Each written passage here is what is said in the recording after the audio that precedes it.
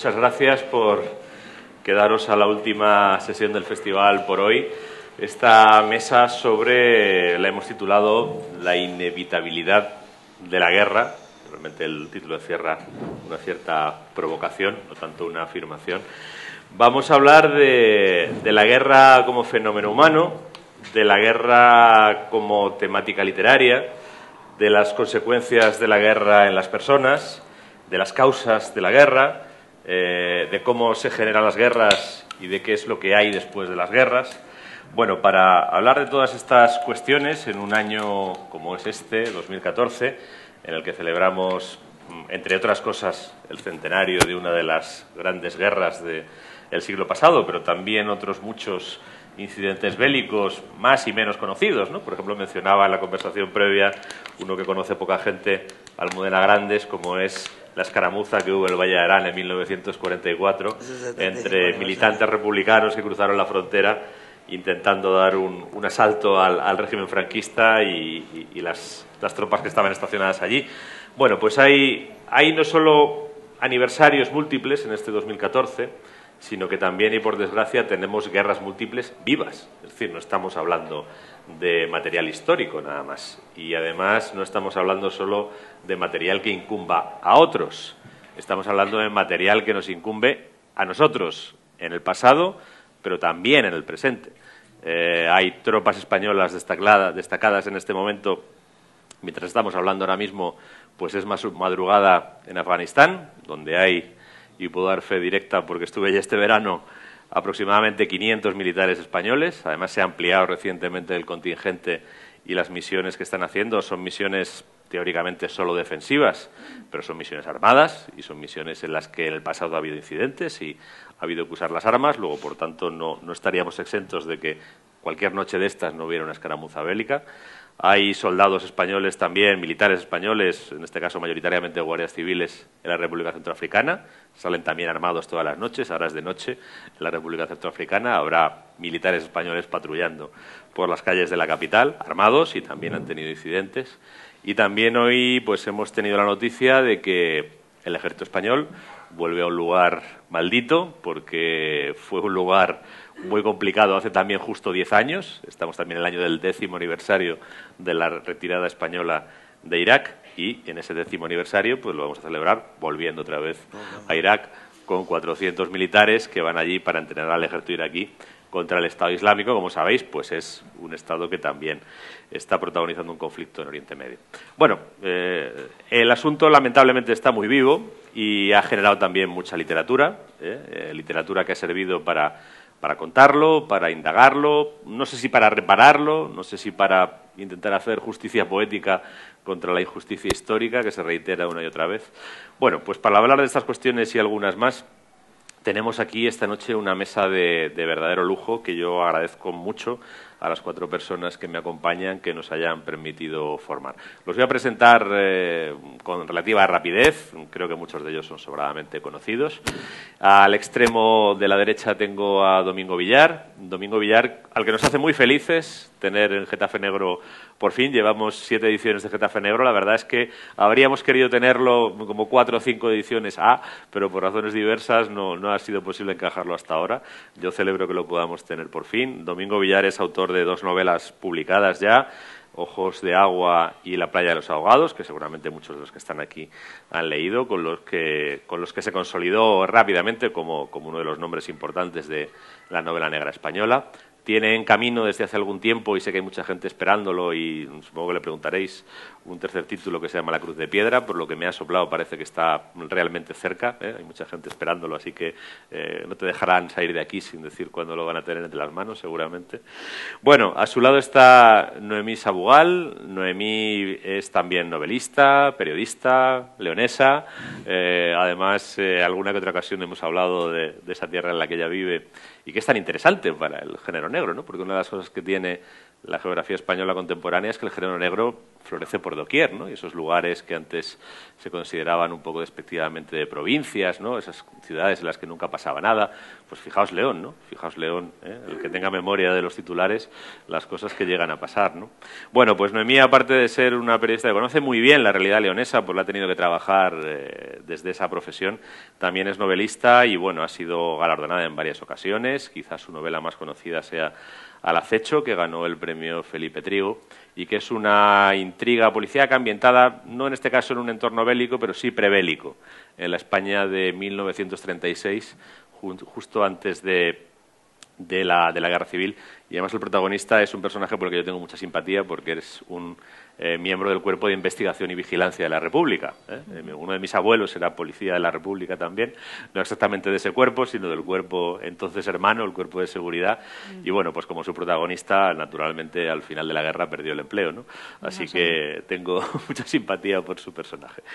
Almudena Grandes, pues no sé qué puedo decir de ella a estas alturas, aparte de que también ha ganado premios y todas estas cosas, ha publicado un montón de libros y tiene pues el mejor galardón que se puede tener es decenas de miles de lectores, cientos de miles de lectores. Bueno, pues yo creo que no hay premio mejor que ese. Y además ella es autora de muchas novelas, pero en época reciente es autora de un proyecto que a mí me interesa mucho porque me parece que entronca con la mejor tradición de la literatura española, que es un proyecto de reconstrucción de la memoria histórica reciente, digamos, de aquello que hacía Benito Pérez Galdós con sus episodios nacionales, pero aplicado al siglo XX, ¿no? Y además indagando pues esos momentos oscuros y a la vez iluminadores de la historia de España, ¿no?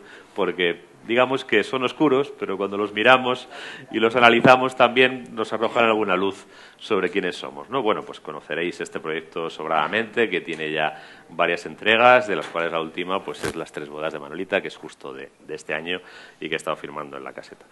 En mi extremo de la izquierda, sin que eso signifique nada o sí, tengo a Santiago Roncaliolo, que es un escritor, novelista peruano, pero que ya lo han adoptado en ¿España o Cataluña? ¿Dónde te han adoptado? En cualquiera de las dos. Vale. No, bueno. Es un excelente tema para ser extranjero. yo también soy un poco extranjero en Cataluña y también opino como tú. Bueno, pues él vive en Barcelona, pero lleva ya bastante tiempo trabajando entre nosotros y nos conoce bien la realidad española, y también ha hablado de la realidad de su país en sus novelas, y ha hablado de la realidad de un país como es Perú, en el que también hay episodios bélicos y también hay episodios bélicos recientes de guerra civil, también por todo el mundo conocida, ¿no? Y con consecuencias traumáticas, complejas, que él también aborda en sus novelas.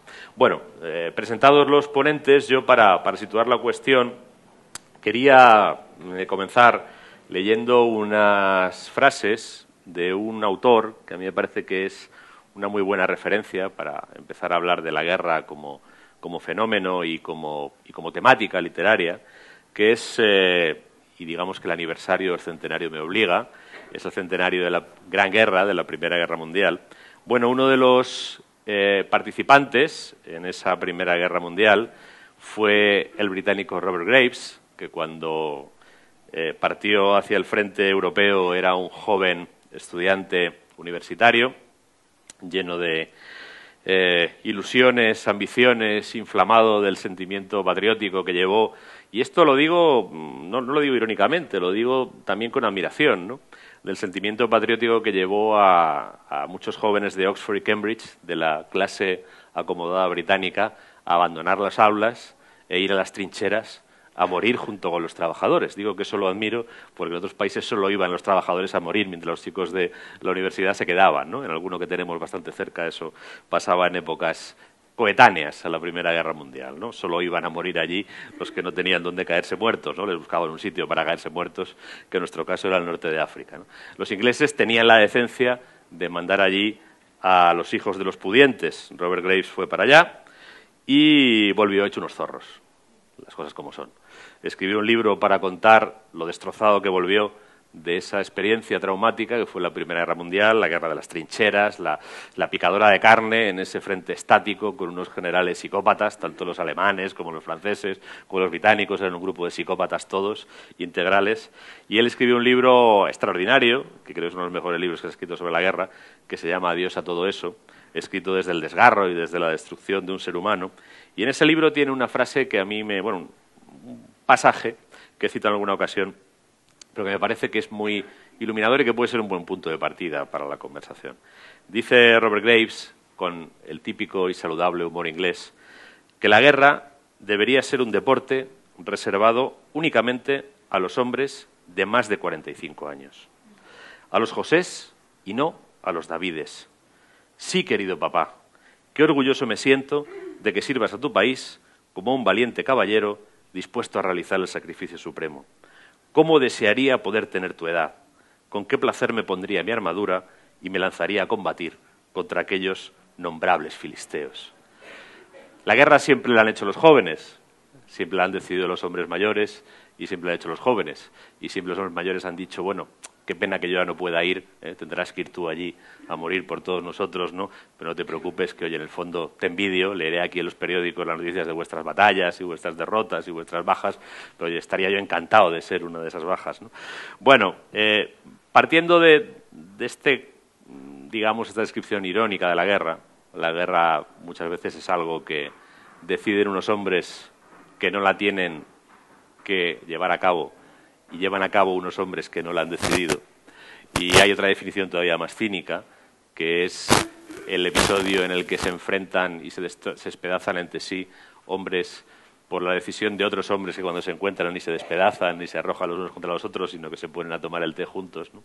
Bueno, pues partiendo de eso, yo quería poner una primera pregunta encima de la mesa también para que sirva para que abordéis el tema cada uno como queráis, que es precisamente el titular o el título de la mesa, ¿no?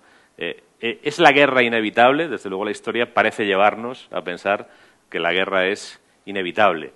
¿Qué hay detrás de esta persistencia de la guerra, incluso en nuestros días, incluso en este siglo XXI, que tanta gente soñó probablemente a finales del siglo pasado, que estaría exento, o por lo menos razonablemente libre de esta lacra, y que sin embargo ha sido todo él, desde el año 2001 hasta hoy, un siglo bélico?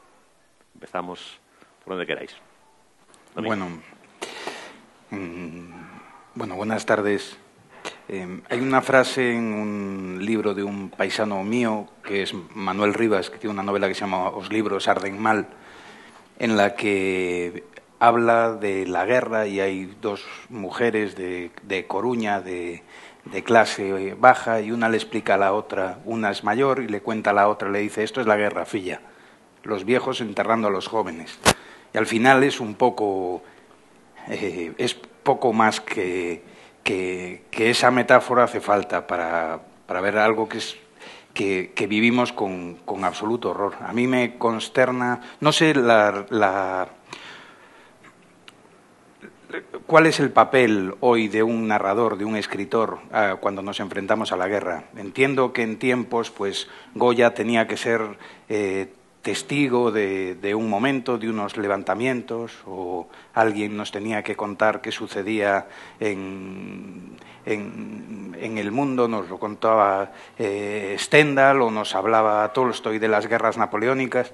Hoy en día se nos meten en el cuarto de estar, estamos comiendo y conviviendo con el pollo y las patatas fritas, encontramos fusilamientos, ejecuciones, cadáveres apilados en cunetas, y realmente la condición esa de notario, de contar qué es lo que sucede, yo creo que se nos queda grande. La vida se ha escapado, el mundo se ha escapado por caminos distintos, más fugaces, en estos tiempos en los que además los escritores parecen escondidos detrás de telones, y telones además cada vez más decrépitos, en estructuras cada vez más rumbrosas, pues encontramos otros destellos fugaces que tratan de contarnos qué es lo que está sucediendo y con una absoluta inmediatez. Parece que la reflexión ha dejado paso a otra cosa, a un destello efímero y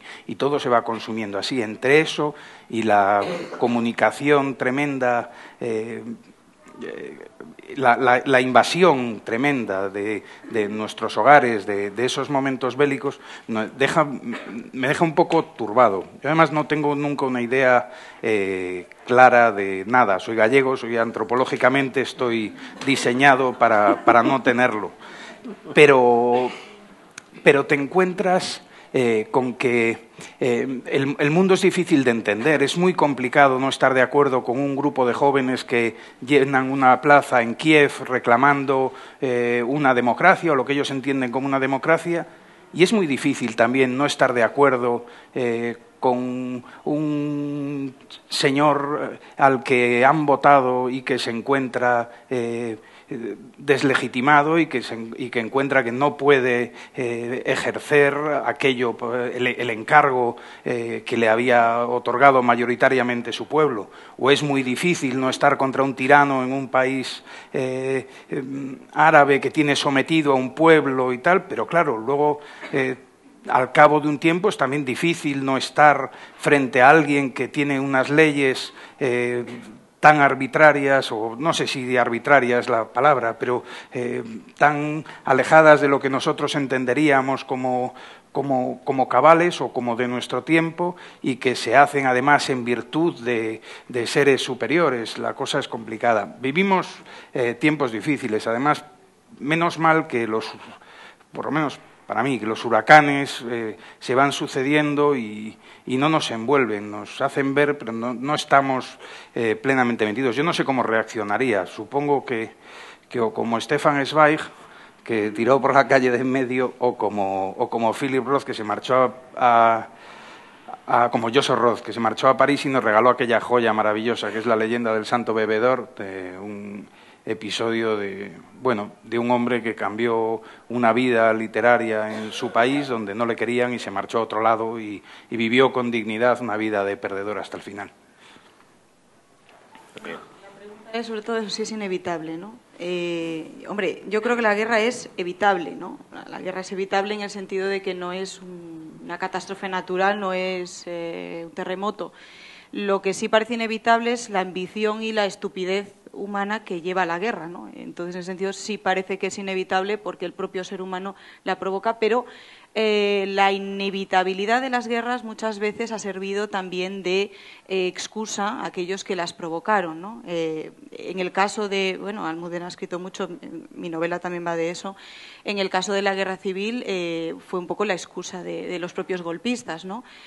Gil Robles en su momento tituló su libro "No fue posible la paz", o sea, es la mayor excusa que puedes decir, ¿no? Es decir, esto era inevitable, es decir, era necesario que en España se produjera esta guerra o bien se iba a producir de todas las maneras, lo cual es una excusa y una mera, una forma también de ver que tú no la provocaste. Entonces las guerras son evitables, siempre se provocan por algo, pero el ser humano es inevitablemente estúpido o inevitablemente ambicioso o inevitablemente malo y dañino, ¿no? Y lo que comentabas ahora de los cuerpos y demás, yo me acordaba ahora que sacaste lo de León, que por ejemplo hace 2 fines de semana se produjo una exhumación de 2 hermanos que fueron Claudio Macías y Arsenio Macías. Claudio Macías fue un topo, había participado en los sucesos del 34, la exhumación se produjo en El Bierzo, en Villalibre de la jurisdicción, en un pueblo de allí. Claudio Macías se había ocultado en su casa, se había puesto enfermo, y cuando se sintió morir, porque estaba muy enfermo, cavó su propia tumba para que su madre y su hermana le empujaran y le enterraran allí, ¿no? Y ese cuerpo llevaba sin desenterrar hasta hace 2 fines de semana. El cuerpo de su hermano Arsenio, que tenía 16 años, van a desenterrarlo en cuanto puedan. Lo mataron por no decir dónde estaba su hermano, y está allí en una cuneta, pues como tantos, ¿no? Todas estas exhumaciones que las está haciendo la Asociación para la Recuperación de la Memoria Histórica, ahora mismo sin ninguna ayuda, nos muestra muchas cosas, ¿no? Primero, que esa guerra que, como tú decías, los aniversarios, celebramos los 75 años del final, está ahí, está a la vuelta de la esquina. la historia de Claudio y de Arsenio la recordaban sus sobrinos octogenarios que estuvieron allí en el desenterramiento y contaban cómo recordaban que la madre y la hermana siempre estaban metidas en casa y que nadie lo sabía y que después, cuando ya había muerto y muchos años después, querían o les pedían que lo desenterraran para llevarlo en secreto a enterrar, ¿no? O sea, yo pienso cómo fue la vida de esas dos mujeres teniendo al hijo y al hermano en la bodega, sepultado, que había cavado su propia tumba, y pienso que las guerras, si realmente antes de iniciarlas, ¿no?, pensáramos lo que cuesta arrancarlas de una sociedad, de un país, porque estamos hablando de la Primera Guerra Mundial y la Primera Guerra Mundial sigue teniendo muchísimas connotaciones. Entonces yo creo que eso es lo que hay que pensar, ¿no?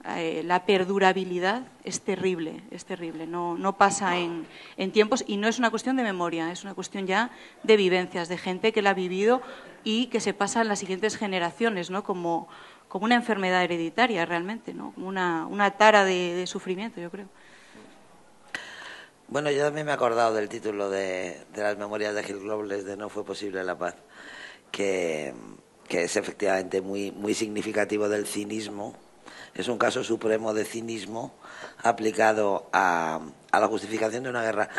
Pero yo sí creo que la guerra es inevitable porque es un buen negocio. La guerra es el camino más rápido para llegar al poder. Desde el principio de los tiempos, y las guerras se provocan para que una facción se haga con el poder de un país, o para que un partido o un general o un militar gobierne un país en lugar de su enemigo político, ¿no? Es lo que tú estabas contando de Ucrania. El conflicto de Ucrania es muy interesante porque luego está el tema de Crimea, ¿no? Tú hablabas de los jóvenes de Kiev, pero ¿y los jóvenes de Sebastopol? ¿Y por qué para la ONU y para la Comunidad Europea los albano-kosovares tienen derecho y los jóvenes de Sebastopol no tienen derecho? ¿Y por qué? ¿Quién establece quiénes son los buenos y quiénes son los malos en el conflicto yugoslavo? Porque los serbios son siempre los malos y los croatas hacían lo mismo y son los buenos. Pues todo eso lo estaba pensando yo. Pues refuerza la inevitabilidad de la guerra. ¿Por qué ahora mismo en Europa llevamos 3 generaciones sin guerra, ¿no? ¿Dónde hay guerras ahora? Donde hay materias primas.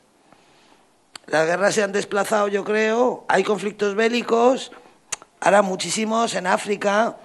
El caso de la situación de la República Centroafricana, que es absolutamente pavorosa. Todas las guerras en Sudán. Ahí no se está ventilando solamente el conflicto entre los Hutus y los Tutsi, o como se llamen, que es lo que nos cuentan a nosotros en los telediarios. Ahí se están ventilando también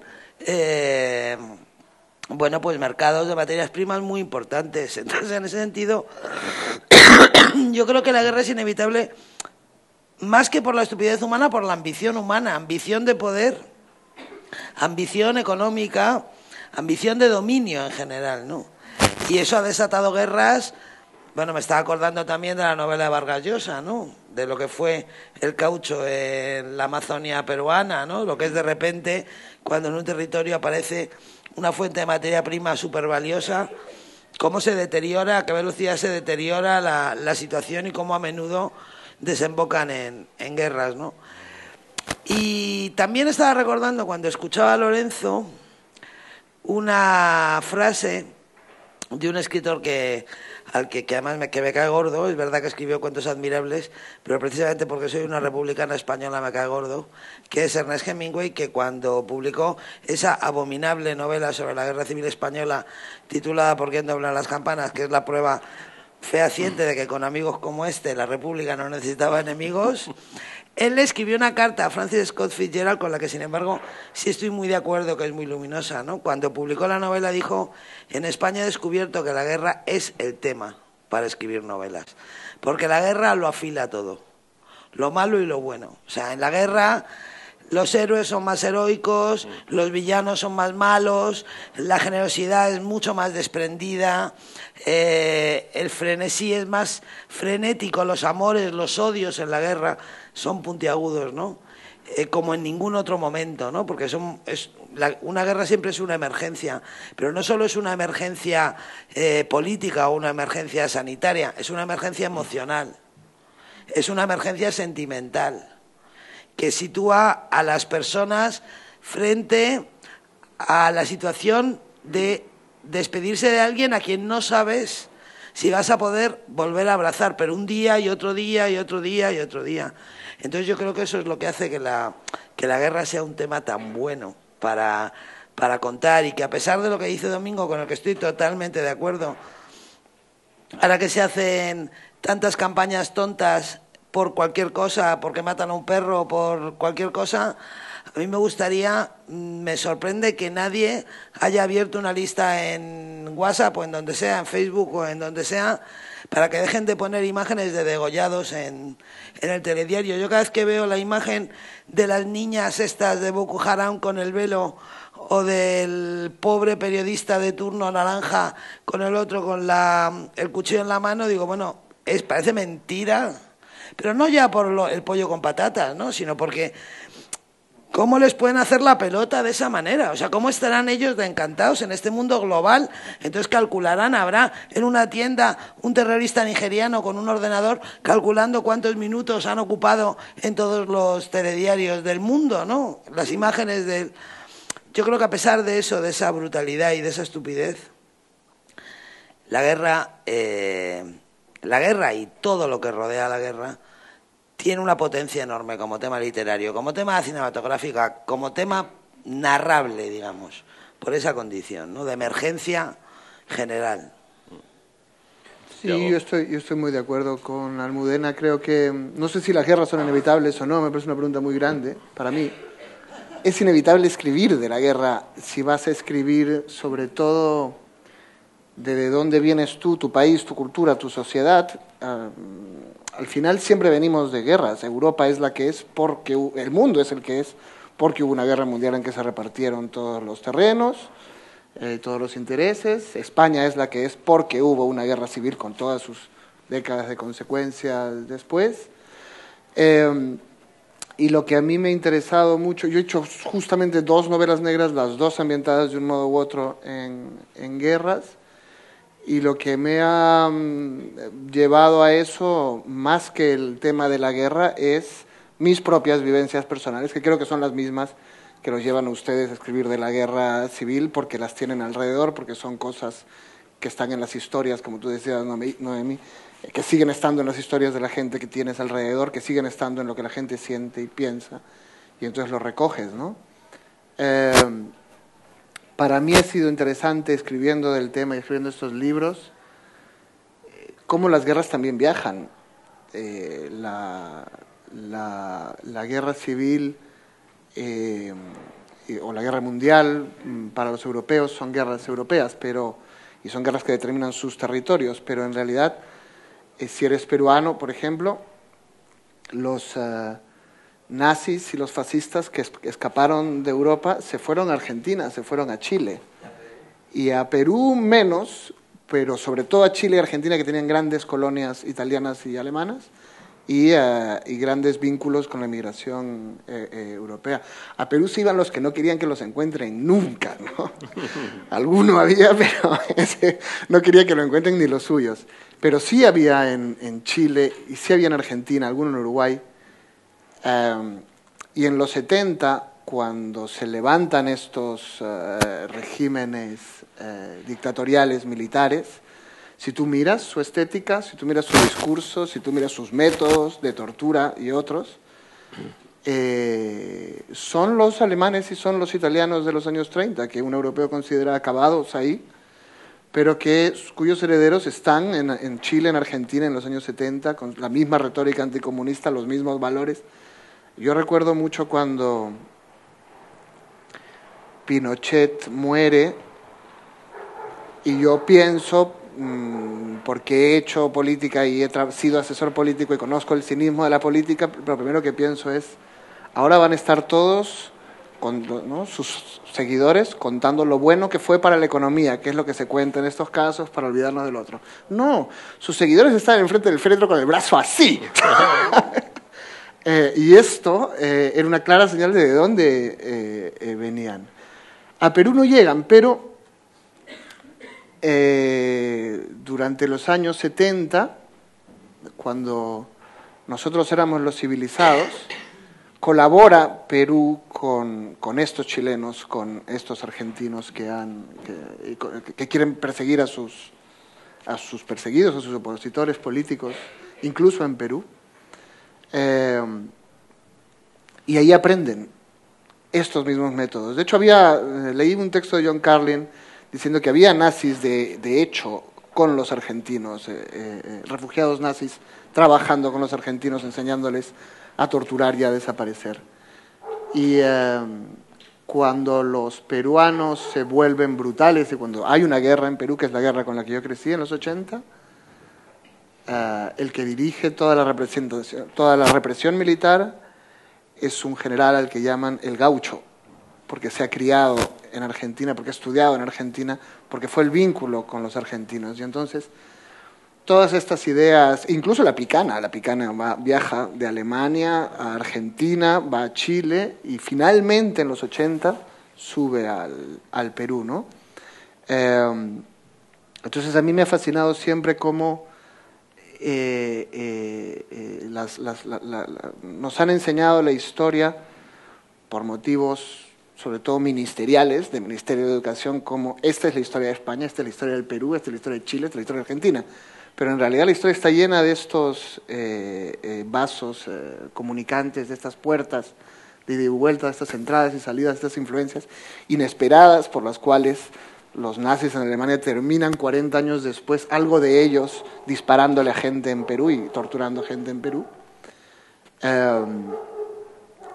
No es casualidad que los bombarderos de Guernica, de hechos de italianos y alemanes, se llaman Cóndor, es la Legión Cóndor la que bombardea Guernica, y la operación de secuestro y detección en Sudamérica entre las dictaduras latinoamericanas se llama también Cóndor, 40 años después, ¿no?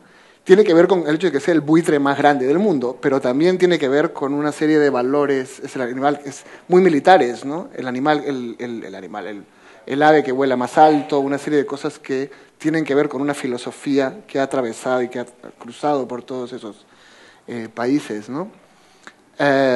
Y eso a mí me interesa mucho como tema narrativo. Cuando tú buscas tu identidad y estás rascando, no puedes dejar de mirar y ver cómo la guerra, si es inevitable, también es inevitable que viaje y también tu guerra se ha alimentado de las guerras de alrededor, ¿no? Y eso es un tema que hace que las historias vayan más allá, o que yo pretenda que vayan más allá de solo la historia del Perú. Que creo que las historias que cuento porque es lo que he encontrado terminan siendo también la historia de Argentina, terminan siendo también la historia de España. Y en el fondo, los que hemos llamado muchas guerras a veces son una sola gran y larga guerra que se va mudando. Hay un hecho que desde luego lo señalabas tú, Almudena, es bastante claramente observable. El vínculo entre las guerras y las materias primas estratégicas. Si retrocedemos a la Gran Guerra, que la Gran Guerra realmente, la Guerra del 14, tiene unos antecedentes en la Guerra franco-prusiana de 1870, lo que está en juego es el carbón que está en la zona fronteriza entre Francia y Alemania, ¿no? La cuenca del Ruhr, el Sarre, todos estos territorios que van y vienen de un país a otro y donde está realmente el potencial estratégico, ¿no? La Segunda Guerra Mundial realmente tiene otra dinámica, pero no la podemos situar directamente en eso, pero es casi la continuación de la Primera Guerra Mundial. Realmente es la venganza de Francia y Alemania por las condiciones, luego es la misma guerra y encima se complica con la idea de Hitler de que necesita más espacio vital, de que necesita el petróleo del Cáucaso, de que necesita, por tanto, materias primas otra vez, ¿no? Como consecuencia de la Primera Guerra Mundial se redibuja el mapa de Oriente Medio. Lo intentan redibujar los franceses y los británicos en función de sus intereses coloniales, pero enseguida aparece el petróleo, entran los americanos y fragmentan, digamos, lo que es el territorio de Arabia para tener una serie de socios, aliados estratégicos, que son la Casa de Saúd, que dura hasta el día de hoy, que son los que tienen los mayores pozos petrolíferos y que, digamos, que han sido explotados hasta la fecha en connivencia con las potencias que decidieron aquel reparto. Sigamos a nuestras propias guerras, que teóricamente son más rudimentarias, como la guerra del Rif. El Rif lo que tenía eran unas enormes minas de hierro. Claro. El hierro dirán ustedes que no es un material muy estratégico. Bueno, depende cuándo. Entre 1914 y 1918 claro que se sí. vendió muchísimo hierro. España vendía hierro, además, para eso fue neutral a los alemanes, a los británicos, a todos. Se forraron. Se forró, además, la Camarilla Real. Y el desastre anual viene de ahí. Se forró la Camarilla Real. Yo, además, he descubierto algún dato recientemente. Claro. Había siempre sospechas de que quienes explotaban las minas de hierro eran testaferros de Alfonso XIII. Sí, bueno, pues totalmente. De hecho, conocí no hace mucho al descendiente de uno de los que estaban en la empresa que montó las minas de hierro. Eran dos hombres de negocios que bajaron allí, les habían hablado de que había hierro, descubrieron las minas, consiguieron los permisos y tal, y entonces enseguida se les acercaron dos hombres de palacio y les dijeron, bueno, sí, esto está muy bien, pero al 50%. Y este hombre tiene los papeles de la empresa. Y en los papeles de la empresa hay una factura preciosa que le he pedido que me escanee. Pues sí, y que deberíamos publicar. Pues la factura es preciosa porque dice, para un caballo pura sangre para su majestad. Todo eso cargado en la contabilidad de la empresa. O sea que esto de Gürtel y demás ya está tarjeta black. Entonces. No, pero yo me he acordado mucho, me acuerdo de Silvestre todos los días. Ahora, ¿no? Porque, vale, son otros tiempos y tal, ¿no? Pero Silvestre, cuando le mataron a 10.000 soldados, se voló la cabeza por haberle hecho caso al rey y tal. Y ahora ves a Rato y Hables y compañía decir, yo no sabía nada. Sí, esa es la frase. Yo no sabía nada y yo voy a sacar aquí un naval y me voy de vacaciones, que estoy muy estresado. Dice, ha cambiado mucho el concepto del honor también. Os voy a complicar un poco la mesa, porque se supone que es mi obligación. Y os voy a lanzar una pregunta malévola y malvada. ¿Hay una guerra justa? ¿Concebís que uno pueda tomar de manera justa y legítima la decisión de implicarse en un conflicto bélico, desencadenar un conflicto bélico, enviar soldados al frente para que vuelvan algunos muertos, otros traumatizados, etcétera, etcétera? ¿Concebís la guerra justa? Yo creo que no hay verdades absolutas. Creo que hay mucho personajillo que provoca una guerra y se muere pensando se muere con la conciencia limpia, sin el menor arrepentimiento. Eso sin duda. Y claro, su sentido de la justicia y el mío están realmente en las antípodas. Te pregunto por el tuyo. ¿Tú te ves en alguna situación en la que fueras presidente del gobierno de un país y dijeras, tengo que enviar a mi ejército a esa guerra y a que me vuelva una porción de la gente muerta? ¿Concibes esa posibilidad? Bueno, si partimos de lo expuesto en la mesa, supongo que la guerra es inevitable. Yo prefiero, repito, como Stefan Zweig, tirar por la calle de en medio antes de dar la orden o de empuñar el fusil. Pero sí creo que llegado el momento, igual que creo que en condiciones normales no mataría a nadie, pero si está en riesgo la vida de un hijo mío, probablemente defienda vida por vida. Creo que en una circunstancia semejante sí lo haría, si llegara ese momento. ¿Noemí? Yo me mantengo en mis 13, o 14, o 15, o 16, decir que la guerra es evitable, pero la inevitabilidad es eso, lo que decíamos, la ambición y la estupidez. Entonces, lo que sí puede haber son guerras imparables, ¿no? Tú dices, ante una invasión, ¿qué es lo que va a hacer el país? ¿Se va a dejar invadir de cualquier manera? ¿Se va a dejar pisotear? Es decir, esa es una guerra imparable de alguna manera, ¿no? ¿Qué pasa? Que posiblemente habría que ver caso por caso, como dices tú, no hay verdades absolutas, no es muy difícil, cada guerra ha tenido sus circunstancias y sus explicaciones, digamos, pero muchas veces es falta de imaginación y lo que hablaba antes de la estupidez, es decir, falta de ver si eso realmente compensa, ¿no? Y antes hablabais de toda la idea del pangermanismo y la gran Alemania, ¿no? de Hitler. Hitler se metió pensando que aquello le venía fenomenal, que iba a conseguir todas las materias primas, toda Europa, resarcirse del Pacto de Versalles, y le salió el tiro por la culata, ¿no? Con lo cual fue bien estúpido, fue muy, muy ambicioso y fue estúpido. Entonces, posiblemente esa guerra fue evitable, yo creo que es evitable. Lo que pasa que sí es cierto que puede haber guerras imparables, ¿no? Ante una invasión yo creo que quizás es el momento, el caso más extremo, ¿no? Que tú seas invadido y ahí tengas que tomar una posición, ¿no? Y yo, si estuviera en esa situación, que también es una pregunta muy difícil de responder, yo no sé si haría como Stefan Zweig y cargaría la pistola antes, después o antes de evitar eso, ¿no? Porque las deserciones han sido muy comunes en las guerras. Lo que sí me preocupa, yo no sé lo que haría, la verdad, honestamente no lo sé, pero lo que sí me preocupa es todo la fascinación que provoca el militarismo y tú, Santiago, lo comentabas, ¿no? Toda esa idea de en fin, los galones, el espectáculo militar, toda esa fascinación que al final lo que hace es un sistema de reclutar carne para las trincheras en la primera, para el resto de Europa en la segunda, y etcétera, etcétera, ¿no? Y eso sí me preocupa mucho, esa fascinación de la violencia que todos podemos entender. Es un arma terrible, ¿no? Y no sé lo que haría, no sé, me parece muy, muy difícil la pregunta. Yo, el 22 de octubre de 2014, en esta mesa del Festival Getafe Negro, creo que no hay ninguna guerra justa. El 7 de noviembre de 1936, la defensa de Madrid me habría parecido una guerra justa. El 2 de mayo de 1808, la defensa de mi barrio me habría parecido una guerra justa. Pero el 22 de octubre del 2014, en este sitio tan estupendo, creo que no hay ninguna guerra justa.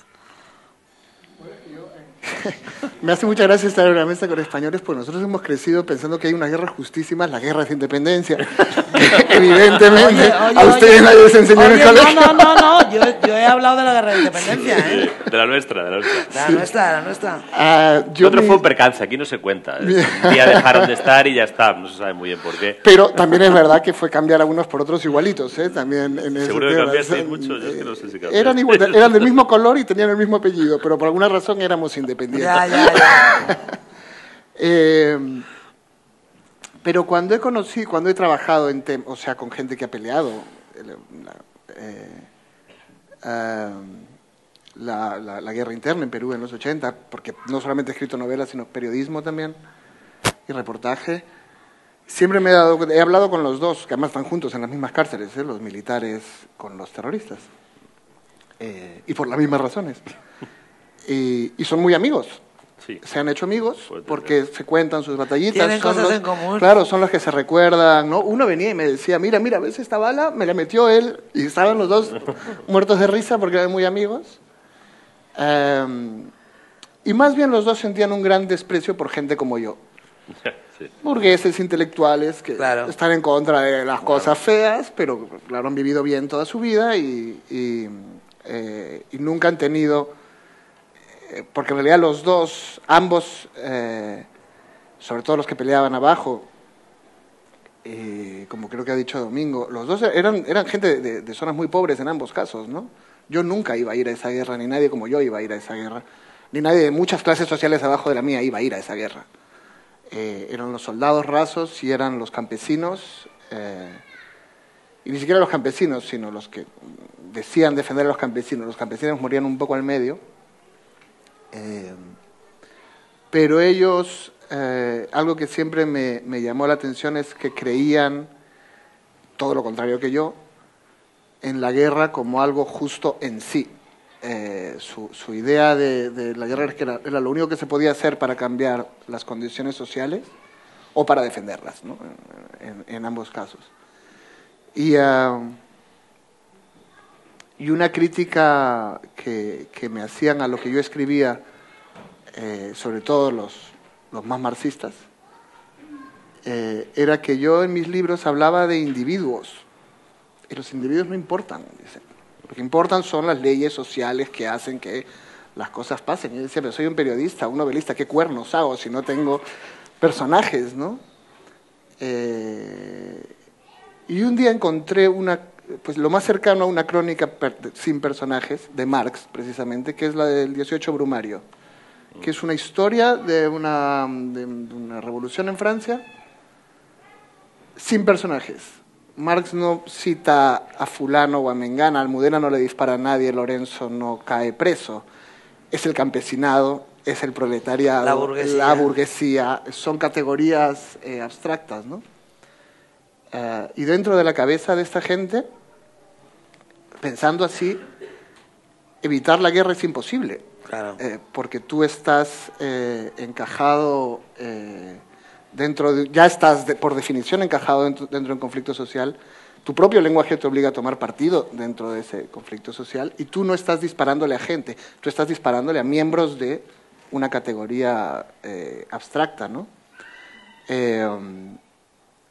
Me pareció escalofriante porque en el fondo, claro, lo que hace alguien como yo, que es un clase mediero, que he tenido, comparado con ellos, muchos privilegios, es pensar que lo más importante somos los individuos, que lo más importante es nuestras vidas, ¿no?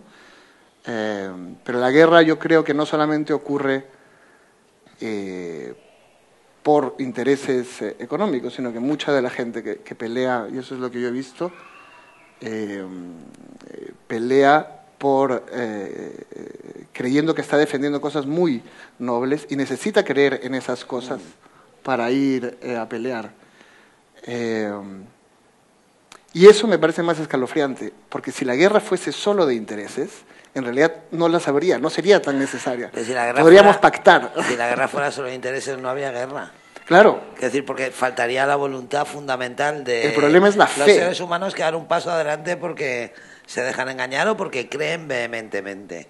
Es un poco lo mismo que yo veo en los yihadistas.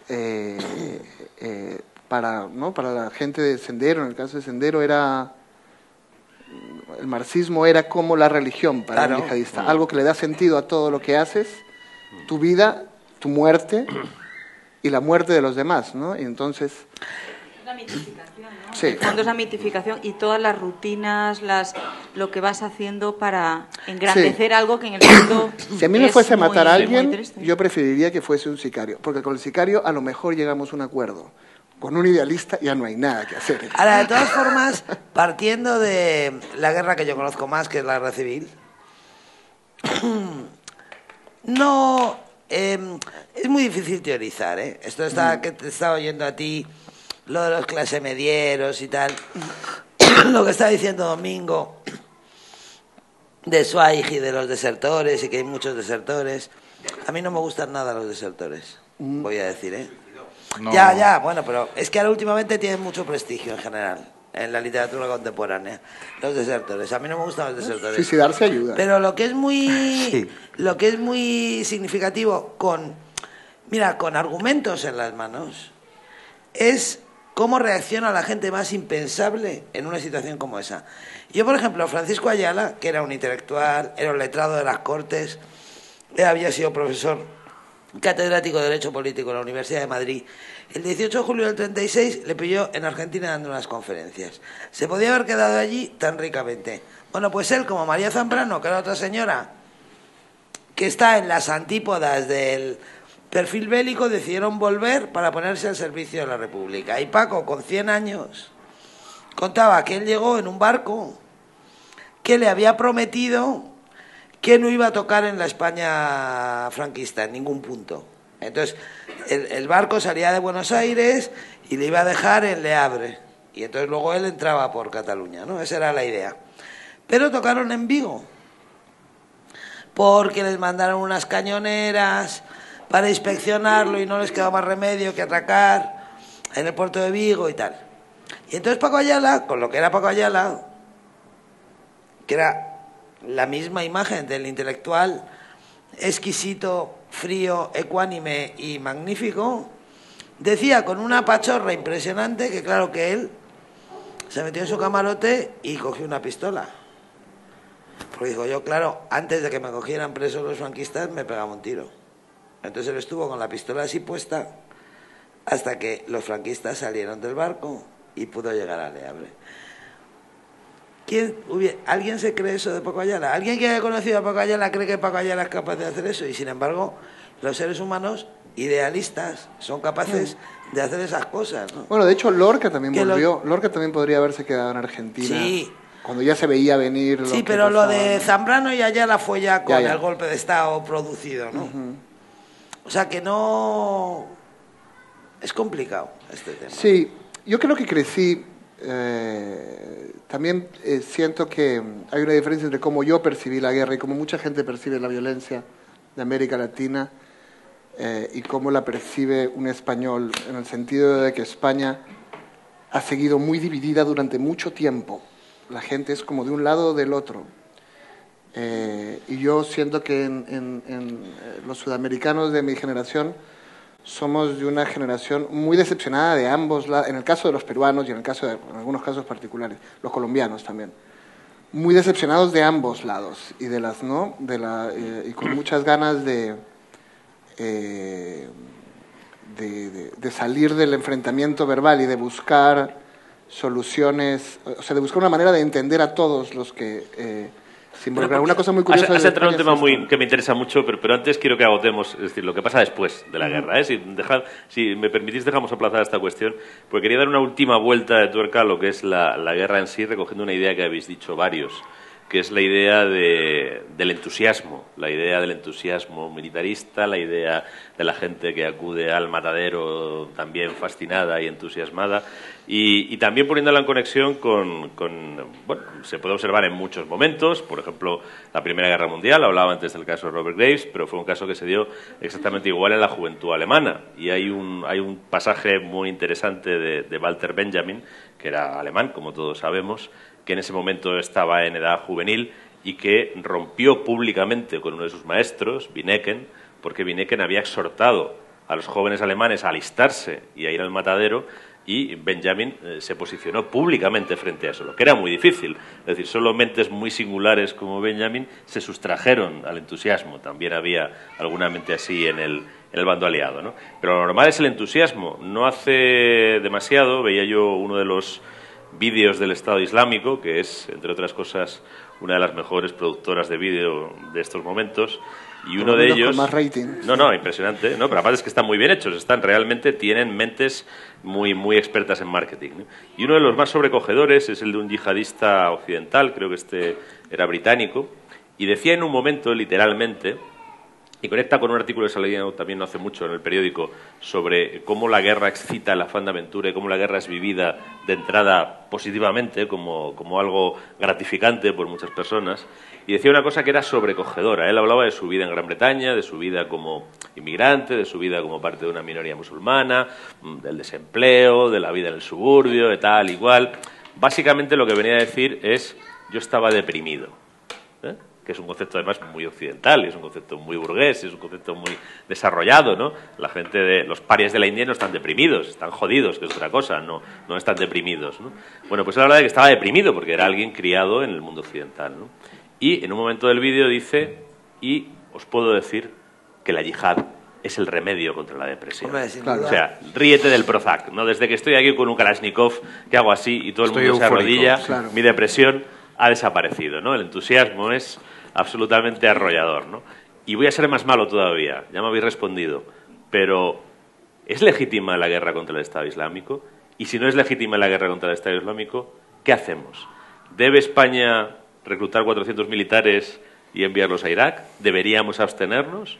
Y si nos abstenemos, ¿qué se puede hacer con el Estado Islámico? Por poner un caso real, práctico, de ahora, y que no es una invasión, como decía Noemí. El Estado Islámico está allí, en la península arábiga, en la frontera borrada entre Siria e Irak, que la han borrado ellos, y bueno, pues sencillamente anda descabezando occidentales, reclamando al Andalus, montando franquicias. Ya tiene una en Sudán, tiene otra en Egipto, tiene otra ya en Marruecos. Nigeria, sí. Hoy por hoy no nos han invadido, ¿Que va por orden? como queráis. En desorden. Al que más le guste. Yo creo que es legítimo. Yo creo que es legítimo pelear contra el Estado Islámico, que es un Estado hostil y peligroso, pero no convertir esto en una guerra contra el Islam. De hecho, Si te peleas con el Islam, tampoco le vas a ganar el Estado Islámico. Lo que vas a hacer es empujar a todos Al los revés. musulmanes al Estado Islámico. Y ahí hay un serio problema en la... Pero yo decía el Estado Islámico, no comunidad. el Islam, porque además la coalición, como sabéis, tiene países islámicos, unos cuantos. Empezando Sí, por Marruecos, sí, por sí. ejemplo, el más cercano a nosotros, forma parte de la coalición. Pero sí, es un Estado que ya te ha declarado una guerra. Es decir, puedes fingir que no están ahí, pero su interés estás entre sus objetivos. No veo una manera muy amable de resolverlo. Es lógico evitar eso, pero también es cierto que hablabais antes de la imagen y de cómo están utilizando esa imagen. Hay guerras que están costando muchas más vidas y no se está interviniendo en ellas. Es decir, al final, si hablamos de en qué guerras tenemos que intervenir, vamos a establecer realmente un orden de prioridades y un orden de intereses que hay detrás de esas guerras, ¿no? Porque, lógicamente, lo que está haciendo el Estado Islámico a todo el mundo le está conmocionando. Y son occidentales, pero ¿y lo que se ha hecho en el Congo? Tantos años, lo que se ha hecho en tantos países de África, es que son miles. O sea, ahora tenemos el caso que hemos tenido de ébola, ¿vale? 3 casos de ébola, 2 muertos y gracias a Dios, bueno, a quien crea en él, Teresa vive, ¿vale? Pero es que hay 3.000 muertos en África por ébola. Entonces, lo del Estado Islámico es lógico evitar eso, pero es que a lo mejor antes de haber evitado eso, antes de ponernos en esa situación, teníamos que haber evitado muchas otras cosas. Entonces también hay un cierto... Totalmente de acuerdo, pero ya estamos donde estamos. Pero bueno, el Estado Islámico es un Frankenstein fabricado por Estados Unidos tras invadir Irak, desarticular el Estado iraquí, etcétera. Pero está por donde estamos. Sin evitar la pregunta, es lógico que se haga lo posible para evitar eso, ¿no? Pero que también creo que eso está siendo terrible y trágico, que barbaridades así se han hecho en muchos países y nadie siquiera se ha planteado esa pregunta. Y eso es muy triste también, ¿eh? Vale, yo voy a decir una cosa específicamente contra el Estado Islámico y otros estados semejantes, que es que además los derechos humanos, aunque a menudo se olvida, son derechos humanos de los hombres y de las mujeres. Entonces el Estado Islámico y los estados semejantes, desde el momento en el que someten a una discriminación brutal y a una explotación sistemática y a mutilaciones a el 52% de su población, son regímenes viles. Yo lo siento mucho. No tengo nada contra el Islam, no tengo nada contra los musulmanes, no tengo nada contra las mezquitas, pero me parece que es oportuno recordar que los derechos humanos son derechos de los hombres y de las mujeres, no solo de los hombres. Pero me parece una pregunta más difícil, Almudena. Entonces invadimos a todos los viles que son un huevo. No. Claro, ¿qué haces Esto con porque Arabia te quieren Saudita? atacar, A ver, bueno, yo he puesto un problema sencillo y acotado. Pero yo no Estado estoy hablando, Islámico, yo no estoy hablando de invadir, porque además esta solución no se va arreglar invadiendo. Pero sí me gustaría decir que hay un lado en Arabia Saudí. ¿Por qué las ministras occidentales se ponen un velo en Arabia Saudí? Vale, que tienen petróleo y tal, me parece muy bien, pero ¿por Ahora qué? hemos abierto otro melón. Bueno, Almudena, no, claro, no, si nos pero no lo he quedamos- abierto yo, ha empezado Santiago, te quiero decir. Estoy radicalmente en contra de que se pase por alto la explotación y la discriminación y el puteo sistemático del 52% de la población en un montón de países donde siempre parece que los problemas son otros. Siempre parece que los problemas son otros. Bueno, pues que no digo que haya que invadir a todos, pero sí que echo mucho de menos esa reflexión cuando se habla del Estado Islámico y de otros estados. ¿Y qué haces? Es una reflexión que no oigo, ¿eh? ¿Y qué haces? Hablan mucho de corresponsales británicos y alemanes, se habla mucho de muchas cosas, esa reflexión no la oigo. ¿Y qué haces cuando se abren unas elecciones democráticas y en las provincias en las que participan complicado. Lo sé, partidos tienen mayoría absoluta? Lo sé. O sea, que está votado por mujeres también. Lo sé. Es complejísimo el asunto.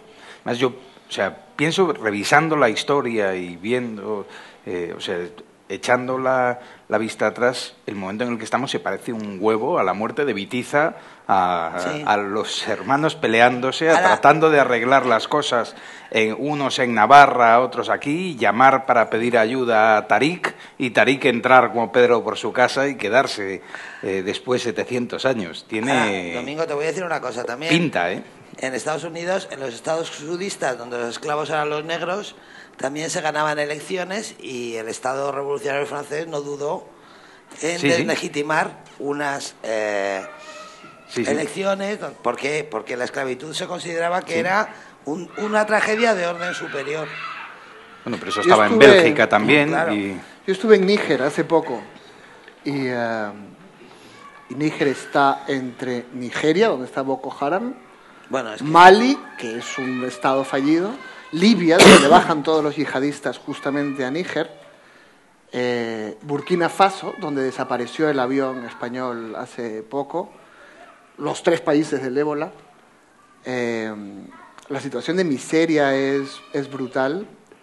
Y lo que la gente... Además, estábamos en un pueblito y mi única preocupación era no me van a secuestrar, ¿verdad? Claro, no me extraña.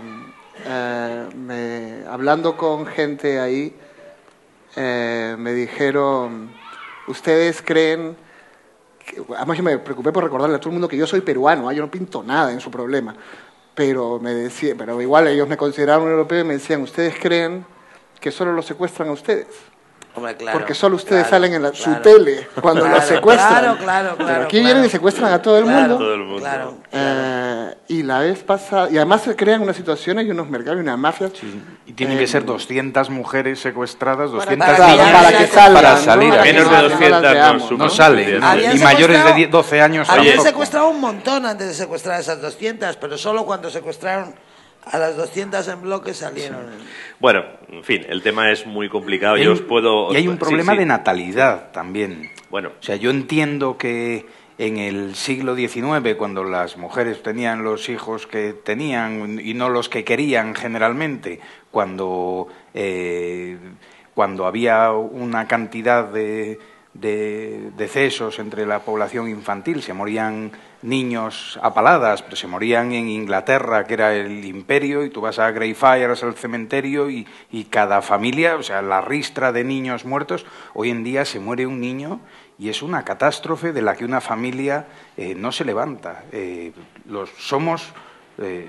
Los seres que componemos este occidente somos bienes escasos. Hay otros lugares en el mundo en el que todavía se convive con la muerte de otra manera y las familias se entienden de otro modo, y yo creo que el terremoto tremendo que supondría una guerra para un país como el nuestro no es...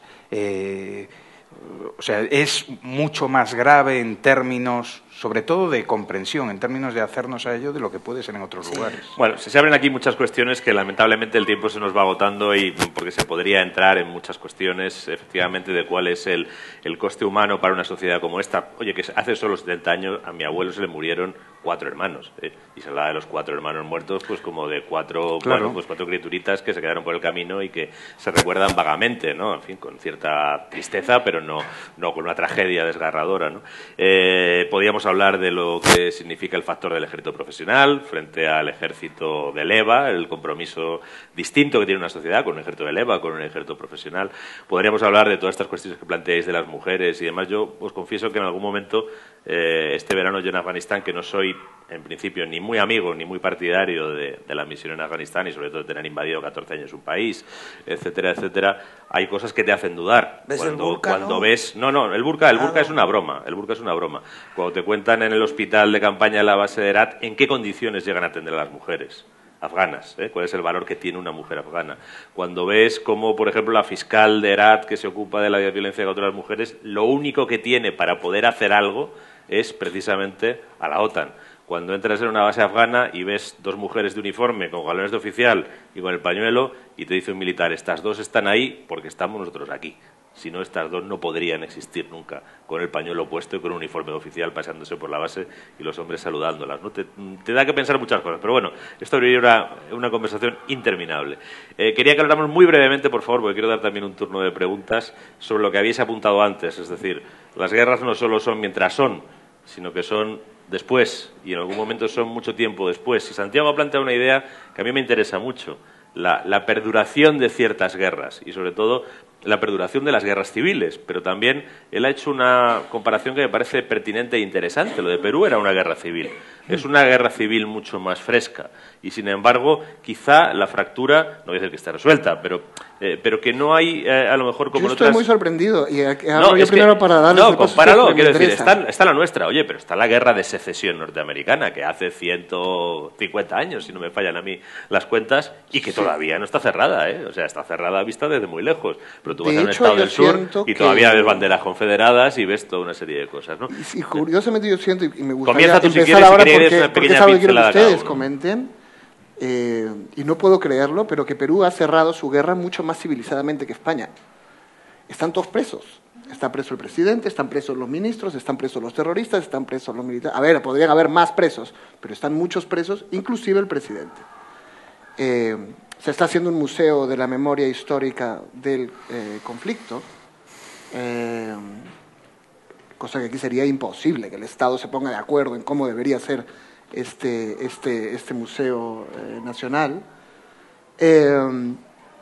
Ha habido una comisión investigando las desapariciones y los asesinatos del Estado, ha pedido perdón el Estado y a su manera rascuache ha dado reparaciones civiles.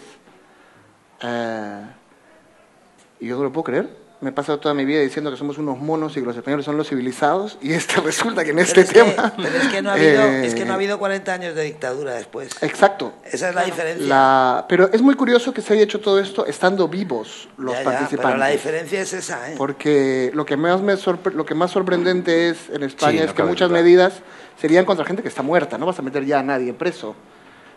Ahí están vivos y se hizo. Y creo que también eso tiene que ver con lo que hablábamos de cómo es esta distinta cultura latinoamericana, con que hay una gran parte de la población bastante asqueada de los dos, ¿no? Y suficiente apoyo del Estado para decir, bueno, vamos a ver, puedes ir preso si matas a alguien, seas de izquierda o seas de derecha, podemos seguir la ley. Y lo mismo está pasando en Chile, Argentina, Colombia está, vamos a ver cómo, cerrando su Chile menos, su conflicto. En Chile, menos. está, pero ha habido En investigaciones y Chile ha han habido presos. institucionalizado mucho, ¿eh? Yo he estado en Sí, Chile... Sí, pero en Chile la sociedad sigue dividida, sigue habiendo Sigue pinochetistas. muy y hay dividida. de Bueno, nosotros pero ya... ahí. Pero ha habido A investigaciones Pinochet del Estado. últimamente no lo defiende casi nadie. No, Bueno, cuando la hablas con la derecha- gente queda un... De acuerdo, pero a nivel del Estado ha hecho mucho Chile y Argentina. Entonces, más bien, es un tema que a mí me impresiona y que quería que ustedes Mira, comenten. Yo voy a porque decir una España no. cosa. Voy a decir una cosa primero. Yo creo que lo del asqueo que tú dices en Perú y en Colombia se debe en parte también a que los Sendero y los FARC, cuando llega la paz, han convertido la lucha armada en una profesión, se quedan como sin oficio y de alguna forma crean un clima como de violencia que les conviene, ¿no? O sea, eso es una cosa que aquí no pasó, ¿no? Claro. Todo eso, bueno, eso me han contado a mí algunos amigos, ¿no? De por allí, ¿no? Que de repente acaba el negocio de los guardaespaldas, acaba la lucha armada como posibilidad laboral, crece una violencia de gente que lleva armada desde los 18 años y no sabe qué hacer si no Sí, va pegando más Colombia tiros, que ¿no? Perú, pero sí. Claro, en Colombia. Entonces, que eso también... Pero yo creo que la diferencia fundamental entre Latinoamérica y España respecto a la posguerra... Bueno, creo que la posguerra española es un caso aparte. No sé si a nivel planetario, porque no sé tanto, pero desde luego en la Europa del siglo XX es un caso muy singular. Porque aquí, después de la guerra, como muy bien dijo Fernando Fernán Gómez en la última frase de Las bicicletas son para el verano, que nadie lo contará nunca mejor ni con más economía, por muchas novelas que escribamos, al final de la obra, el hijo, que quería una bicicleta antes de que estallara la guerra, cuando acaba la guerra le dice al padre, bueno papá, pero ya se ha acabado la guerra, ha llegado la paz, me puedo comprar una bicicleta. Y el padre le dice al hijo, no, hijo, no ha llegado la paz, ha llegado la victoria. O sea, aquí llegó la victoria. En Europa, después de la Guerra Mundial, la paz llegó después de un proceso determinado. Hubo unos momentos de revancha, de victoria, con colaboracionistas ajusticiados, con venganzas personales, pero luego se fundaron proyectos nuevos de país, con políticas de integración, con políticas existenciales. Bueno, los aliados consideraron que Austria no era Alemania, los alemanes del este consideraron que ellos no tenían nada que ver porque descendían del Partido Comunista Alemán, cada uno se hizo sus componendas, pero en general se fundaron proyectos nuevos de países bajo la premisa de integrar a todos, hubo políticas existenciales, políticas que fomentaban la paz. Aquí no hubo políticas de reconciliación nacional. Nunca. Aquí lo que no hubo además es no hubo ni reparación, una sola. Lo que tú dices, no hubo, vamos a ver, en el año 42 se hizo una causa general para todos aquellos desmanes y también como forma de instrumento político, todos aquellos desmanes que había habido en zona republicana se juzgaban. La causa general duró hasta el año 60, lo que fue la recopilación de eso. No se miró nunca para el otro lado. No, hombre, claro. Y no hubo nunca, y no hay, ningún caso del franquismo, ningún abuso militar que se haya llegado a juzgar, y los intentos ya todos sabemos cómo han acabado. Entonces, esa reparación no se produjo. Ahora mismo, el ejemplo que yo ponía de la Asociación de la Recuperación de la Memoria Histórica, las familias que quieren exhumar restos de sus familiares de un lado u otro no tienen ninguna ayuda. Lo que tú decías de un monumento general, bueno, ponerse de acuerdo en eso sería muy complicado, ¿no? Yo creo que lo sería que sí muy que no fácil, estoy ¿no? muy muchas veces pasa que dicen que la historia la escriben los vencedores, y yo creo que no es así, porque en el caso, por ejemplo, de la Guerra Civil Española, durante muchos años la escribieron los vencedores, pero claro, y después ya de que pasara un poco el cierto chalaneo, ¿no?, que fue la transición, empezó a escribirse y a verse otra vez, y todos los que la habían vivido empezaron a hablar y empezaron a contar. Y si ahora mismo, al peso, digamos, al peso, sumáramos los libros que hay escritos de una manera, es decir, como la había antes, como se decía alzamiento por golpe militar y demás, y como se decía después el propio golpe militar, ganarían. Es decir, que al fin y al cabo la historia a veces tiene estas ciertas reparaciones morales, pero lo que tú dices, en España está claro que nos está resultando muy difícil, y cada vez que sale este tema hay gente que se encona en una posición u otra, o por ejemplo cuando empezaron a hacerse las exhumaciones o empezó la ley de memoria histórica, no faltaron muchísimas voces que dijeron es que esto es una forma de remover el pasado, etcétera. Pero es que no es tan pasado, es que mi bisabuelo lo sufrió, mi abuelo lo sufrió, mis abuelos que estaban en Asturias desde el 34 lo sufrieron. Entonces no es tan pasado, y esa reparación es importante, y es cierto que quizá en Latinoamérica, aún siendo muy difícil, y el caso de Chile quizá es el más próximo en el que todavía está más vivo eso, sí. Aún siendo muy difícil se ha hecho ese esfuerzo de una manera judicial, ¿no? Y con muchas dificultades. Aquí no se ha hecho, y yo creo que ya no se va a hacer, ¿eh? Realmente yo creo que lo veo muy difícil. Si quieres, domingo y última. Y Almudena, y damos paso. A mí confieso que me cuesta. Mira, yo tengo una familia en la que mi padre es hijo de... él no hablaría del golpe, él hablaría del alzamiento, etcétera, tal. Mi abuelo materno, en cambio, es galleguista, republicano, sufrió lo suyo durante bastante tiempo, y tuvieron la fortuna o el infortunio, pero de determinada forma la suerte de que en Galicia no hubo una guerra real. Galicia fue nacional desde el primer día, y allí no pasó nada más. Y alguna gente esperó en la cárcel durante 3 años y después salió y tal, y salieron unos en el 39, otros en el 42, otros en el 48. No sucedió mucho más. Mi mujer es de Teruel. Es rara la ocasión en la que voy a Teruel y la conversación de una forma o de otra no nos lleva a la guerra, al frente, al 37, al 39, a los fríos, a unos, a otros, quién dio cobijo a unos o a otros, y allí además se ve como la gente con la que yo hablo, abuelas, la bisabuela de Bea todavía vive, sus tías bisabuelas también, y dieron cobijo en la guerra a gente que estaba helada, gente que estaba moribunda, y en unas ocasiones dieron cobijo a militares de un lado y en otros de otro, porque daban cobijo porque lo tenía que dar, y una de ellas era enfermera, atendían, cuidaban.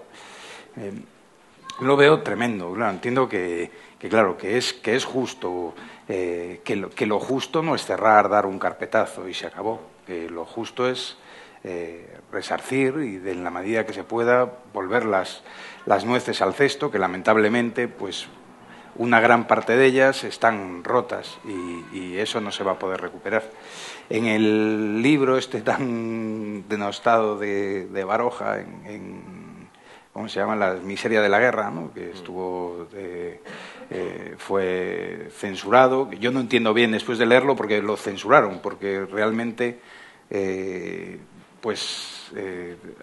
vamos, a mi modo de ver, toma bastante parte a favor del golpe, etcétera. Pero él cuenta él resume que los españoles éramos tercos, fieros y que nos disculpábamos con excesiva facilidad, autocomplacientes, tal. Yo, pues, realmente, no lo sé, me parece una atrocidad, en cualquier caso, una guerra, y me parece que lo justo es restituir, y que me parece que no se ha hecho, que hay heridas que permanecen abiertas. Almudena. No, yo lo que quiero decir es que insisto en que el hecho diferencial de España es que hubo una dictadura que duró 40 años, pero yo creo que sí sería fácil. Fíjate, yo creo que sí sería fácil. Yo no sé si alguno de ustedes ha estado en Budapest, no sé si habéis estado en Budapest. No. Budapest es una ciudad notable porque es muy bonita y porque además es una ciudad llena de estatuas bonitas, lo cual la convierte en una rareza en esta época donde todas las estatuas contemporáneas de las ciudades son horrorosas. Bueno, pues en Budapest hay muchas estatuas muy bonitas y esas estatuas suelen pertenecer a los héroes del 56. Los héroes del 56 a los que los tanques de Stalin les pasaron por encima. Los héroes del 56 no ganaron una guerra, la perdieron, no fue ni guerra, los machacaron. Pero cuando la democracia húngara se refundó a sí misma, decidió a quién se quería parecer. Y entonces dijeron, nos queremos parecer a los héroes del 56. ¿Por qué? Porque ellos defendían los principios filosóficos, políticos, morales en torno a los cuales se quiere fundar este Estado. Y ahí dio igual que hubieran ganado, que hubieran perdido, quién hubiera sido, cuál fue la vención del vencedor y todo esto. Yo creo que la anomalía de España, que fue un país en el que no hubo nada que no pasara en ningún otro lugar de Europa hasta el año 46, sí. Porque no es verdad que los españoles fuéramos los más tercos ni los más violentos. No, la no, República eso dice de Baroja, Weimar, ya no, pero lo dice mucha gente. La República de Weimar en Alemania, en la República de Weimar hubo más violencia que en la Segunda República Española. Lo que no había era un ejército africanista. Y los historiadores han trabajado y han hecho estudios de coyuntura y está muy claro. O sea, lo que no había era un ejército dispuesto a dar un golpe de Estado. Había un partido político que asaltó el poder. Es una coyuntura diferente, ¿no? Pero realmente la anomalía de España empieza en el 46. Y se acaba de confirmar cuando se funda la actual democracia española. Somos la única democracia de Europa, la única, que no tiene raíces.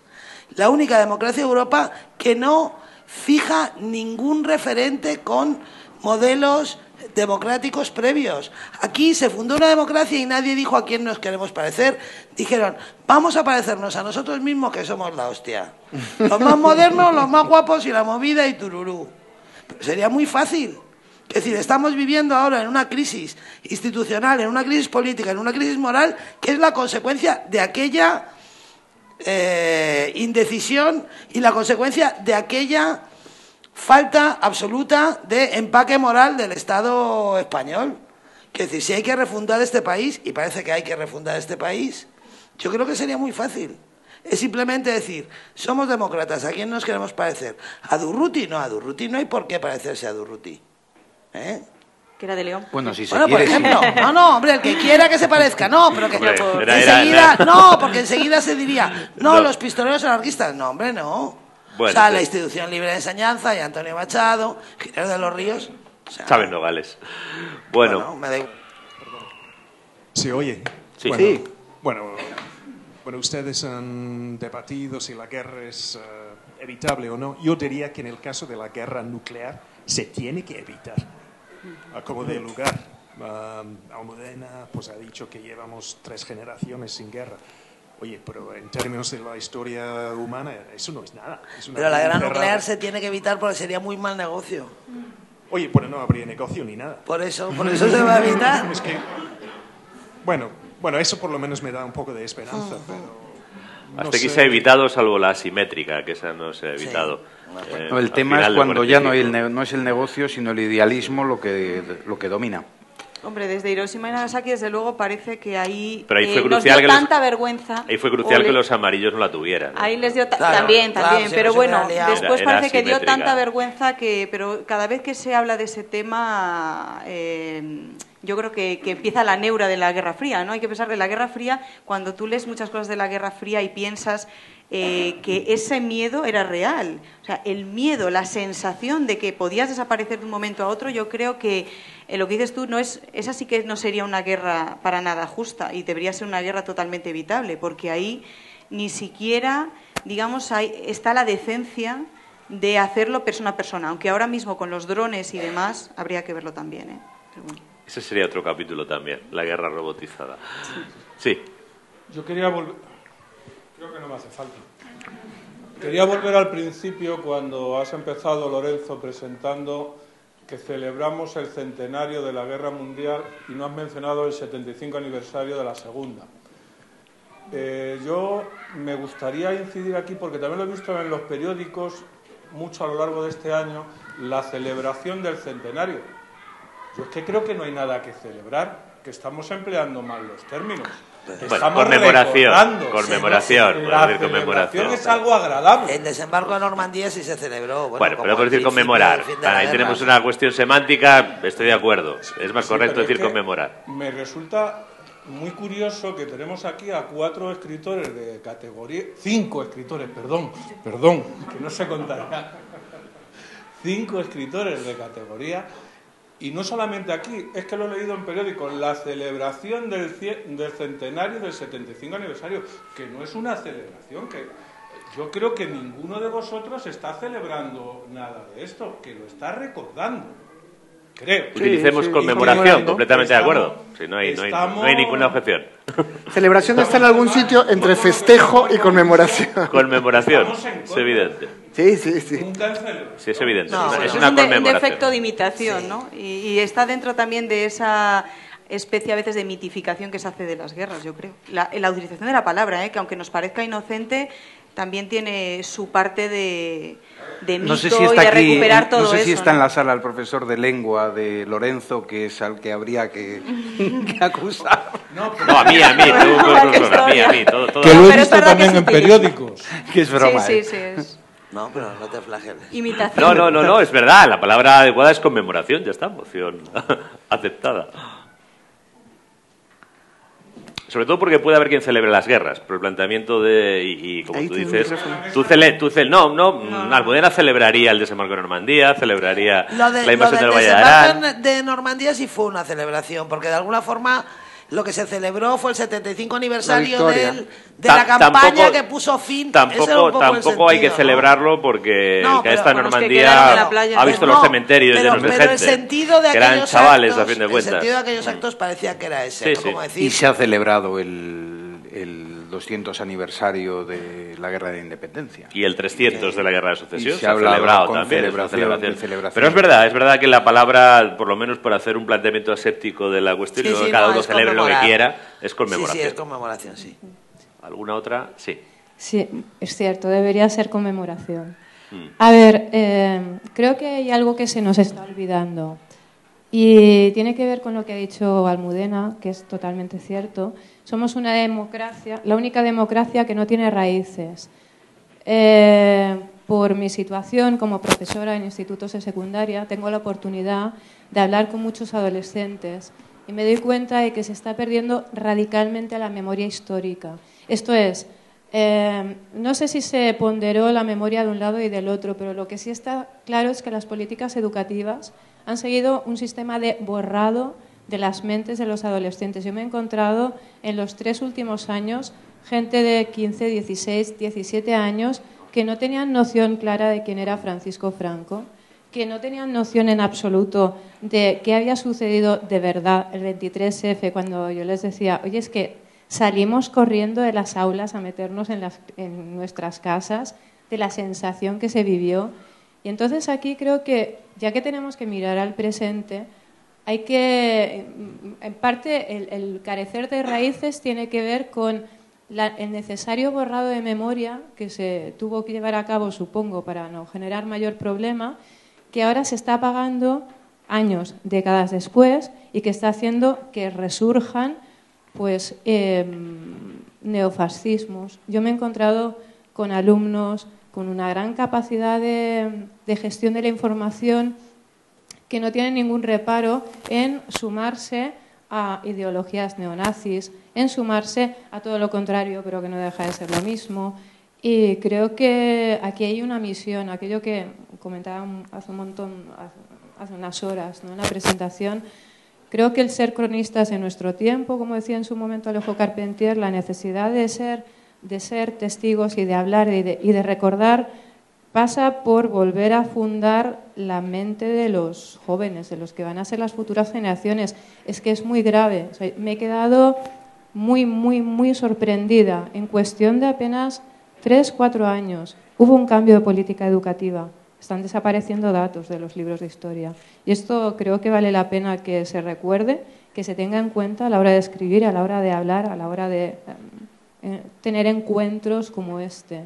Estoy casi indignada porque me he encontrado con alumnos, clases de 38 alumnos en los que una persona, 2 personas tenían una cierta conciencia ética. O sea, nuestra sociedad adormece, nuestra sociedad resetea los cerebros, y eso sí es grave. Yo creo que refundar la memoria, en este caso, sea como sea, sí que ayudaría a evitar posteriores enfrentamientos. Quizá tiene que ver con lo que decías, es lo que es evitable es a partir de la memoria. Pero esto es un dato, al menos, bueno, yo vivo en Cataluña, no hay tantos problemas como se dice o si no se sabe, pero la pérdida de la memoria es brutal. No sé si por esta zona, por la zona de Madrid, si se mantiene, pero doy fe de que en muchas aulas se ha perdido la conciencia de lo que ha sucedido en este país. Y eso creo que es grave. No, además hay algo que habéis mencionado varios respecto de dónde viene la Constitución del 78, que es verdad que se ha pretendido vender como que aquí se ha hecho de nuevas. El que ha estudiado Derecho Constitucional, la Constitución del 78 tiene 3 fuentes muy claras, que son la Constitución de la República Federal Alemana, los convenios europeos e internacionales de derechos humanos y la Constitución de la Segunda República de 1931. Ese es el antecedente constitucional. Pero no se declara. No, pero no se declara, pero es así, es así. Es decir, a lo que más se parece, a la Constitución a la que más se parece la del 78 es a la del 31, sí, con los tuneos que vienen de convenios internacionales y de la República Federal Alemana, ¿no?, que es el modelo por el Estado federal y otra serie de cuestiones, ¿no?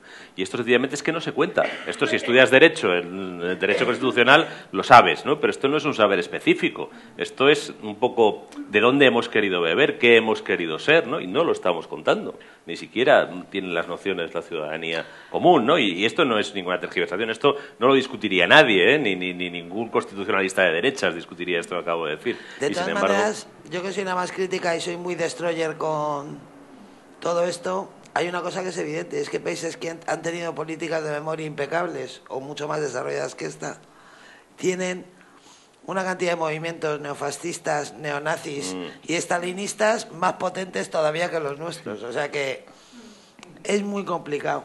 Eso quizá a lo mejor tiene más que ver con la desesperanza. Una generación que no ve el futuro. Definitiva, lo que decía Lorenzo, la yihad como antidepresivo. Al que se le había pasado la depresión en cuanto a que le había dado un yihad como antidepresivo, sí. Hola. Sí. Hola. Bueno, yo soy latinoamericana, soy de El Salvador. El Salvador vivió una guerra muy dura en los años 80, 70, 80. Firmamos la paz, en teoría, en el 92, pero no hay nadie juzgado ni de un lado o de otro por los crímenes que se cometieron en la guerra. Y yo, o sea, simpatizo con Santiago, quizás por lo mismo de ser latinoamericano, porque lo entiendo cuando él cuenta cómo vivimos nosotros la guerra, porque fue algo muy, muy cercano. Y pues todo el mundo tiene un familiar o tiene a alguien que murió en la guerra, pero a 2014 todavía O sea, la guerra ha sido hace poco y cuando uno menciona la guerra, como dices tú, dicen estás revolviendo la historia, ¿por qué estás recordando el pasado? ¿Por qué estás abriendo heridas cuando las heridas no se han cerrado todavía? Y la sociedad, como está ahora mismo, puede declarar un estado fallido. Hay 12 muertes todos los días, las maras están, que no pertenecen a ningún bando político, pero obviamente a alguien están sirviendo, a algunos intereses ahí detrás. Y pues me parece muy triste porque las maras, en sí, bueno, las maras, por quien no sabe, son unos bandas criminales, delictivas, que no tienen ninguna ideología, y creo que eso es más peligroso que tener ideología, es no tener ninguna. Pues es muy triste hacia dónde va el país, pero son estas mismas maras, lo que quería decir es que vienen de esa guerra. O sea, esas heridas que quedaron abiertas, esas familias que quedaron destruidas, pues han gestado todo ese odio que existe hoy en día. Y eso es creo que es lo más feo de una guerra, es esa memoria que va de generación en generación, que puede ser odio de un lado hacia el otro, que puede destruir a la sociedad y que nunca vamos a llegar a un punto en común, porque de un lado o de otro se echan la culpa, de un lado y de otro tienen la razón, porque eso nunca se cerró, nunca se proclamaron vencedores o perdedores. Y bueno, eso, y que bueno, ese era mi comentario. Yo creo que ambas cuestiones, las que vosotros habéis dicho, están relacionadas muchísimo, ¿no? Porque aquí cuando empezó, por ejemplo, toda la memoria histórica, que fue realmente la primera vez que empezó a exhumarse de una manera y a decir vamos a quitar la calle Francisco Franco y vamos a quitar el José Antonio Presente, etcétera, etcétera, la gente que no quiso recordar, a mí siempre me parece sospechoso, ¿no? ¿Por qué no quieres recordar? ¿Qué motivos tienes? ¿No? Y lo que tú decías, es muy normal que ahora los chicos más jóvenes, es más normal aún, pero es que yo que soy constitucional, digámoslo así, esa era la parte de historia que siempre se tocaba de una manera rápida, de puntillas, sí se tocaba, ¿no? Incluso podríamos hablar de la literatura y de la parte de todo lo que fue el exilio, de cómo se trataba eso, es decir, nuestra edad de plata de las letras, cómo se trataba todo lo que supuso el exilio, quién se quedó, quién no se quedó, de qué obras se escribieron en esos momentos, cómo se trataba, se obviaba bastante el tema histórico, ¿no? Y gente de mi generación, es decir, gente que ya ha crecido de una manera, con una constitución, con una transición, se ha evitado eso. Entonces, ¿por qué? Quiere decir que todavía no está cerrado, ¿no? Ojalá. Ya nos gustaría.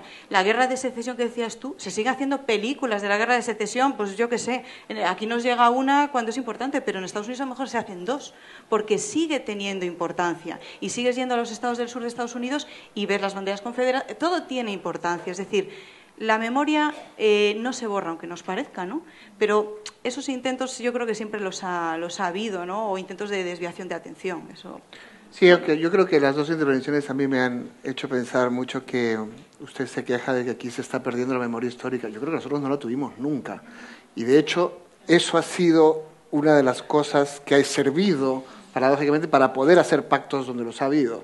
Que no había una conciencia de, o sea, a ver, había crímenes penales, gente que quería ocupar escaños, y todo se organiza porque no he sentido... porque no existe esta conciencia de formar parte de una corriente más larga que sí siempre me ha impresionado que tienen los europeos. Cuando yo vivía en Madrid, me impactaba que todas las discusiones políticas con la gente terminaban en el año 36. Pero es que ahora vivo en Barcelona, donde todas terminan en 1714. Yo creo que la mayor parte de los peruanos no son capaces de decir quién era el presidente en 1936 ni en 1978. Pero la parte buena es que ha habido... incluso lo de El Salvador es un acuerdo pésimo, como usted dice, probablemente usted lo sabe mejor que yo, pero todo se vuelve más pragmático, porque no hay todo este peso histórico involucrado. Y la parte mala que también ha señalado usted es que la violencia no se soluciona así, o sea, solucionas la parte de justicia penal, pero la violencia se transforma. Sí. Gente les retiras ese efecto placebo y se busca en otro lugar la posibilidad de seguir empuñando un arma y de seguir Sí, teniendo hay gente que se hace ese adicta. efecto de adrenalina. Claro, es que es una adicción. Bueno, Es que la oye, guerra es muy tarde, hemos abusado, no sé si del público, de los tertulianos o de los intervinientes en la mesa, o de todo a la vez. Bueno, quedarían mil cosas más para contar. A mí me ha llamado la atención que la última interviniente sea salvadoreña, aunque nadie lo sabe, prácticamente en mi país. La última acción bélica en la que se vieron envueltos españoles fue en Irak, Nayaf, hace 10 años, justamente. Tú estás en todas las acciones bélicas de España, con veo. soldados salvadoreños, ¿eh? En esa El batalla que es famoso la- ¡Viva Honduras! ¡Viva Honduras! Exactamente. Bueno, pero no fue Honduras. La última batalla fue soldados salvadoreños, que además yo que he hablado con gente que estuvo en esa batalla, ahí se notaba la huella de la guerra civil salvadoreña. Los soldados salvadoreños enseguida se pusieron en vanguardia porque eran gente que había vivido Que había estado en una guerra, ¿no? Y eso no había salido de ellos todavía. Bueno, pues muchas gracias, por supuesto, a nuestros Gracias. invitados, a todos vosotros. Seguimos mañana. Gracias. Chao.